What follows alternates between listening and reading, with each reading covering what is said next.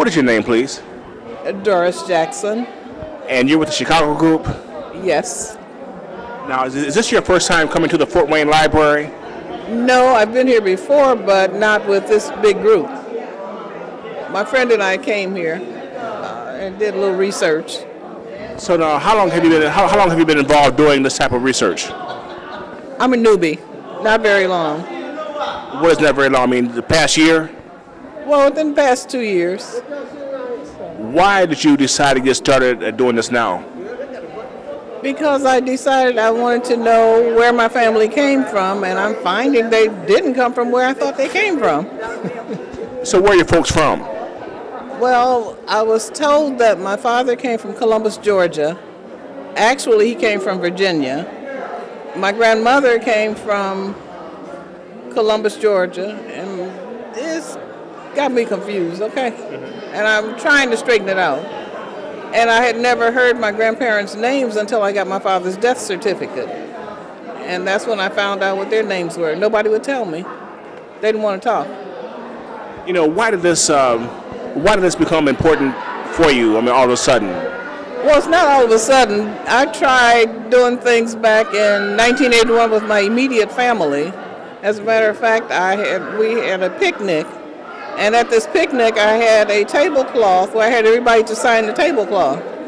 And then I was embroidering all the names with their signatures on this cloth. I brought it with me, but it's on the bus. And I haven't finished the embroidery from 1981. I'm still working on it. And now I have another tablecloth that I did, which some of the same people were there, but they're grown now and they have children. So it's not something that's new with me. I just always wanted to know, but my father's brother would not talk about it. Why? I haven't figured it out yet. As a matter of fact, none of my elders would talk about the family. My uncle lived in Michigan, and I would go up to Michigan and ask him questions. He would not talk. After he had a stroke, he started showing me pictures. And he was telling me these were relatives, but when he died, I don't know what happened to the pictures. His daughter doesn't have, neither of his daughters have the pictures. I don't know where they are. So it's... You know, do you think that part of that is people's desire to forget how brutal the South was? That's a possibility. Because, my father also had a cousin who lived in Columbus, Georgia, in the house she was raised in. The house was beautiful. I talked with her, and she swore she didn't know anything about the family. She and my uncle looked just alike, only she was extremely dark. She's darker than I am. And my uncle he could have passed if he had wanted to. So I'm figuring that's why they didn't want to talk about it.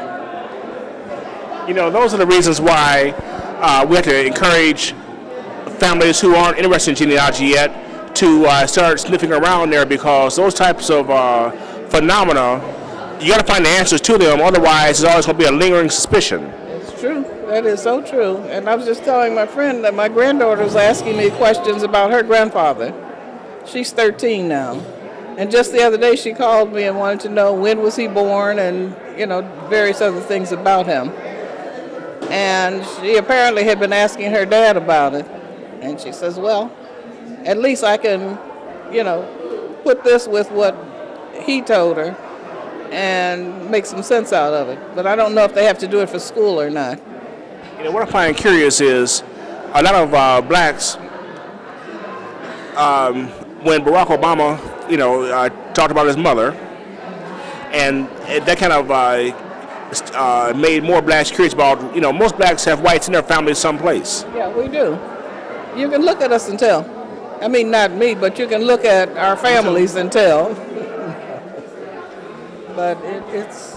You know, last thing, you know, what is it about your Chicago group that keeps all of you all energized and you know, pulled together to do this?